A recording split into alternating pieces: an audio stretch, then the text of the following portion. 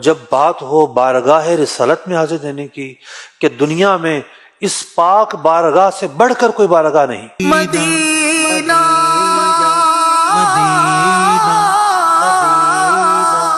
تقدیس جس کی اعلیٰ. قرآن یہ کہتا ہے کہ ان کے در پر جاؤ تو وہاں جا کے آواز بلند نہ کرو، اور خود جب انہیں پکارنا ہو اس طرح نہ پکارو، ایک دوسروں کو پکارتے ہو. سارے لوگوں کی تقدیس ایک طرف، ان کا احترام، ان کا اسٹیٹس، ان کا منصب، ان کے منصب کا احترام ایک طرف، اور نبی اکرم علیہ الصلوۃ والسلام کا جو احترام ہے سب سے بڑھ کر ہے. جب ایسی بارگاہ میں جا رہے ہوں تو ہمارا تو رواں رواں جو ہے وہ متوجہ ہونا چاہیے. ایک طرح سے تو جب مدینہ منورہ بندہ پہنچتا ہے تو اس کی کونیاں آزاد ہو جاتی ہیں. مکہ مکرمہ میں یوں چل رہا ہوتا ہے، عورتوں سے مسئلہ ہو جائے طواف کی حالت میں خاص طور پر. یہاں ایزی فیل ہے، یہاں احرام نہیں ہے، احرام کی پابندیاں نہیں ہیں، یہاں ترک زینت نہیں ہے، یہاں تو جمال محبوب ہے، یہاں تو آپ نے تیار ہو کے بارگاہ رسالت میں جانا ہے.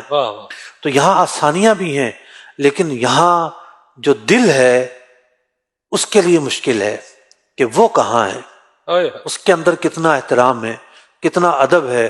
تو بندہ اپنے دل کو تیار کرے. اور تیار کیسے ہوگا؟ نبی اکرم علیہ الصلوۃ والسلام کے فضائل ہیں اس کا پتہ ہو، نبی اکرم علیہ الصلوۃ والسلام کی بارگاہ میں صحابہ کس طرح حاضری دیتے تھے، بزرگان دین کس طرح حاضری دیتے تھے، اس کا پتہ ہو. اگر نہیں پڑھ پائے تو کم از کم یہ اشعار سن لیں. امبر زمیں ابیر ہوا مشک تر غبار، ادنا سی یہ شناخت تیری راہ گزر کی ہے، واروں قدم قدم پہ کہ ہر دم ہے جان نو، یہ راہ جاں فضا میرے مولا کے در کی ہے. ہاں ہاں رہے مدینہ ہے غافل ذرا تو جاگ، اے پاؤں رکھنے والے یہ جا چشم و سر کی ہے. یہ وہ ادب ہے جو ہمیں سیکھنے کو ملتا ہے اپنے بزرگان دین سے. کیوں مختلف ہے مدینہ منورہ؟ اس لیے مختلف ہے کہ اللہ رب العزت کے پیارے محبوب علیہ الصلوۃ والسلام اس میں تشریف فرما ہے. مدینہ منورہ کو سب سے بڑی خصوصیت یہ حاصل ہے کہ نبی اکرم علیہ الصلوۃ والسلام یہاں تشریف فرما رہے، اور یہی آپ نے دنیا سے پردہ فرمایا. میری الفت مدینے سے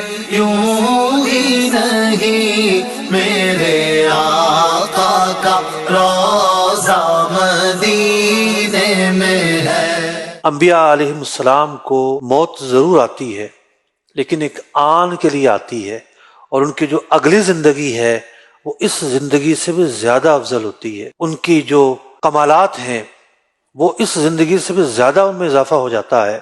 تو بات یہ ہے کہ انبیاء علیہ السلام اپنے قبور میں زندہ ہوتے ہیں. حضور اکرم علیہ السلام بھی حی ہیں، حیات ہیں، زندہ ہیں.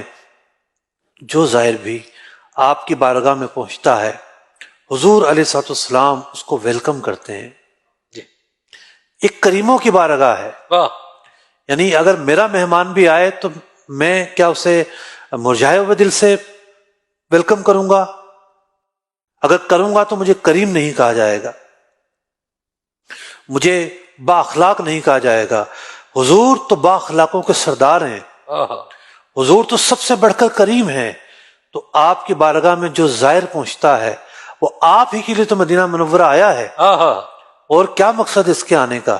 اور قصد بھی یہی کرنا چاہیے. اور زندگی میں ایک بار تو یہ قصد کرنا واجب ہے کہ صرف اور صرف قبر انور کی زیارت کے لیے جا رہا، یہ تصور باندھ کر جائے کہ میں حضور کی بارگاہ میں جا رہا ہوں. جب میں السلام علیکم ایھا النبی کہوں گا تو وہاں سے آواز آئے گی وعلیکم السلام. کچھ خوش نصیبوں کو وہ آواز سنائی دیتی ہے، کچھ کو سنائی نہیں بھی دیتی، لیکن کچھ کو سنائی دیتی رہی ہے. جب یہ بات طے ہے کہ ہماری آواز سنہری جالیوں کے پاس ہم نے سلام کہا، آہستہ سے آواز میں کہا. ادب بھی یہی ہے کہ ان کی بارگاہ میں آواز بلند نہ کی جائے. پھر آگے جا کے حجرہ مبارکہ، پھر وہ دیوار، پھر نیچے قبر انور. جب اللہ رب العزت کی رحمت سے ہماری یہ آہستہ آواز وہاں تک پہنچ رہی ہے، ہماری آواز پہنچ رہی ہے، ان کی آواز کیوں نہیں آ سکتی؟ اللہ سوچنے کی بات ہے نا. امکان کی اگر بات کریں تو جب ہماری آواز پہنچ سکتی ہے، ہم ناقص ہیں، تو ان کی آواز کیوں نہیں آ سکتی؟ ہمیں اس درجے کا ہونا چاہیے کہ ان کی آواز ہمارے کان سن لیں، نہ سنائی دینا ہمارا قصور ہے. کئی بزرگان دین ہیں کہ جنہوں نے بارگاہ رسالت سے یہ آوازیں سنی ہیں